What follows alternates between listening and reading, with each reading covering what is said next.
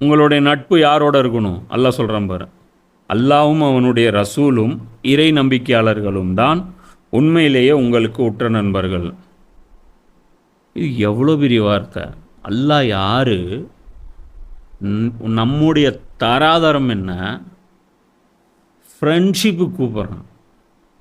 அல்லாஹ் வந்து எனக்கு ஃப்ரெண்டுங்கிறான். இதெல்லாம் வந்து இந்த வசனங்கள்லாம் நம்ம கடந்து கடந்து போகிறோம்னா நம்மளை விட ஒரு மானங்கிட்ட ஜன்மம் வேறு யார் இருப்பா? அல்லாவுக்கு ஃப்ரெண்டாக இருக்கிறது அப்படிங்கிறது சாதாரண விஷயம் கிடையாது.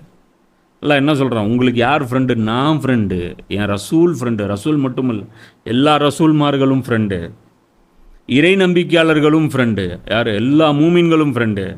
உண்மையிலேயே உங்களுக்கு உற்ற நண்பர்கள். அப்போ உற்ற நண்பர்கள் அப்படின்னா நம்முடைய அந்த கமிட்மெண்ட்டு, அதாவது ஃப்ரெண்டுன்னு என்ன அது முதல்ல புரிஞ்சுக்கோ. ஃப்ரெண்டுன்னு உற்ற நண்பன் என்ன? உன் வண்டி நீ ஒரு வண்டி வச்சுருப்ப, அந்த வண்டி வந்து உனக்கு உயிர், அதில் வேறு யாருக்கும் தரமாட்டேன். அதே சமயம் உன் உயிர் நண்பன் ஒருத்தன் இருப்பான், எவன் கேட்டாலும் இல்லை தரமாட்டேன் தரமாட்டேன் தரமாட்டேன்பா. என்ன ஆனால் அந்த உயிர் நண்பன் கேட்டான் அப்படின்னு வச்சுக்கோ, கொடுத்துருவேன். அந்த நேரத்தில் வந்து நீ அதை பார்க்க மாட்டேன். ஸோ அந்த மாதிரி அப்போ இந்த இடத்துல அல்லாஹ் என்ன சொல்கிறான்? அல்லாஹ் ஒரு வேலையை சொல்லும்போது, அல்லாஹ்வுடைய ரசூல் ஒரு வேலை செய்யும்போது, இறை நம்பிக்கையாளர்களுக்கும் போது அவங்க தான் உங்களுடைய உற்ற நண்பர்கள். அப்போது இந்த நேசம் எப்படிப்பட்ட நேசம்னா புனிதமான நேசம். இந்த நேசம், இந்த ஃப்ரெண்ட்ஷிப்புக்கு நடுவில் உன்னுடைய மனசு, உன்னுடைய குடும்பம், உன்னுடைய அப்பா, உன்னுடைய அம்மா, உன்னுடைய சொசைட்டி, உன்னுடைய கெரியரு, எதை வந்தாலும் எட்டி வைக்கும். இந்த நேசம் வந்து புனிதமான நேசம், ஹோலி ஃப்ரெண்ட்ஷிப். அல்லாஹ்வுடைய ஃப்ரெண்டு மறுமையில் உனக்கு என்ன ட்ரீட்மெண்ட் இருக்குன்னு நினச்சிப்பார். ஹபரில் உனக்கு என்ன ரிசீவிங் இருக்குன்னு நினச்சிப்பார். புரியுதா? பூமியில் நமக்கு தெரியாது நம்மளை சுற்றி எவ்வளோ ஆபத்துகள் சூழ்ந்துருக்குன்ட்டு. நீ அல்லாஹ்வுடைய ஃப்ரெண்டாக இருந்தேன்னு வச்சுக்கோ, அதெல்லாம் எல்லாம் அவாய்ட் பண்ணுவான். நமக்கு தெரியாது என்ன நம்ம சுற்றி என்ன நடக்குதுன்னு தெரியாது. இவ்வளோ கலாட்டாவில் என்ன பண்ணுவோம்? நம்ம நிம்மதியாக இருப்போம். அப்போ அந்த மற்ற நேசம் இருக்கு பார், எது? அப்பாவை நேசிக்கிறது, பெற்றோர்களை நேசிப்பது, உறவினர்களை நேசிப்பது, மற்ற மக்களை நேசிப்பது, ஏழைகளை நேசிப்பது, பலவீனர்களை நேசிப்பது, மற்ற நண்பர்களை நேசிப்பது, வேறு வேறு ஃபீல்டு சார்ந்த நண்பர்கள், இதெல்லாம் வந்து நம்முடைய உடல் சார்ந்த நேசம். இதெல்லாம் இந்த உடம்பு கொடுத்தது யார்? அம்மா அப்பா. அதோட கனெக்ஷன் உடல் ரீதியானது. புரியுதா? சகோதரன் யார்? அவனும் உடம்புக்கு பக்கத்தில், உன் உடம்பு கூட அவனும் உடம்பு. நீ எந்த வயத்துலேருந்து வெளியே வந்தியோ அந்த வயத்துலேருந்து அவனும் வெளியே வந்தான். இதெல்லாம் உடல் ரீதியான கனெக்ஷன். ஆனால் அல்லாஹ்வுடைய நேசம், அல்லாஹ்வுடைய ரசூலுடைய நேசம், மூமின்களுடைய நேசம்ங்கிறது ரூ சார்ந்தது.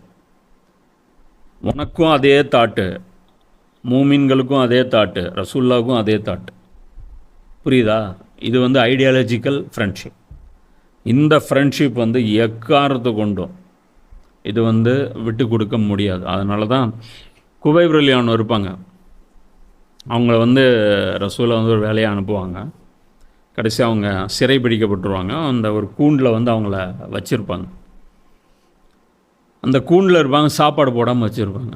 அப்போது அந்த வீட்டில் இருக்கக்கூடிய அந்த பெண்மணி ஒருத்தவங்க இருப்பாங்க. வீட்டில் இருக்கிற ஆண்கள் தான் சிறை வச்சுருப்பாங்க, பெண்கள் இருப்பாங்க இல்லையா, வீட்டு வேலை செஞ்சுட்டு அது பண்ணிட்டு அந்த ஒரு கூண்டை வந்து அவங்க பார்த்துட்டு இந்த பக்கம் அந்த பக்கம் பார்த்துட்டு போயிட்டுருப்பாங்க. ஒரு நாளைக்கு கத்தி ஒன்று கையில் வச்சுருப்பாங்க. பக்கத்தில் கிட்ட ஒரு குழந்தை அவங்களுக்கு அந்த கூண்டுக்கு பக்கத்தில் போய் அது வேடிக்கை பார்த்துட்ருக்கும். பயப்படுவாங்க, இவர் ஏதாவது பண்ணிடுவாரா அப்படின்ட்டு. அவர் சிரிச்சுட்டே சொல்லுவார், நான்லாம் ஒன்றும் பண்ண மாட்டேன் அப்படின்னு சொல்லிட்டு அவர் அனுப்பிச்சி விட்ருவார். ஆனால் அந்த பெண்மணி பின்னாடி இஸ்லாத்துக்கு வந்ததுக்கப்புறம் சொல்லுவாங்க, அவங்க என்ன சொல்லுவாங்கன்னா, நாங்கள் சாப்பாடே அவங்களுக்கு கொடுக்கல, ஆனால் அவங்க வந்து பார்த்திங்கன்னா திராட்சை வந்து சாப்பிட்டுட்ருப்பாங்க. எங்கள் ஊரில் திராட்சைங்கிறதே கிடையாது.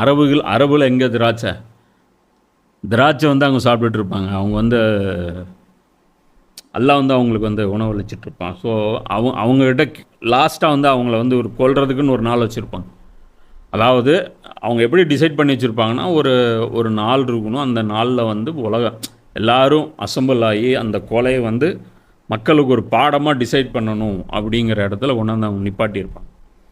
நிப்பாட்டும் போது அவங்க சொல்லுவாங்க, நீ ஒரே ஒரு வார்த்தையை சொல்லு, நான் வந்து உன்னை விட்டுறேன்.